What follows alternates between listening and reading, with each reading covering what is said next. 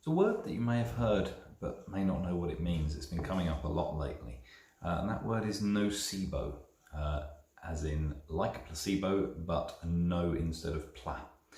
And it's a really interesting concept. A placebo is something which has no physiological or medicinal content or mode of action that nonetheless creates a real physiological improvement. Placebos are not just a question of the person feels happier or better. Placebo can actually create a physiological change. There are studies on using placebos for stomach ulcers where the stomach ulcers measurably shrink in the placebo group.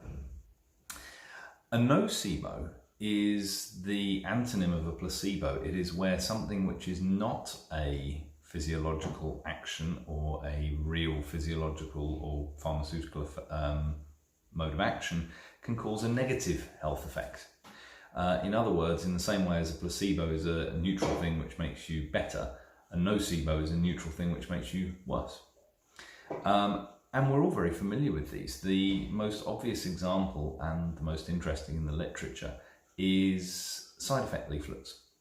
There is excellent evidence that if you simply give somebody a medication with the side effects leaflets, you will have a lower rate, incidence of those side effects, as opposed to if you sit down with the patient and say, this is a side effect you may get from this condition, this medicine.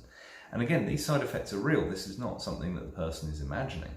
There is even a study which showed that diagnostic imaging can have a nocebo effect, where two groups of people with back pain had the same treatment, but one group of them was x-rayed and the other group was not. And the group that was x-rayed had a higher disability score and a higher pain score than the group that was not x-rayed.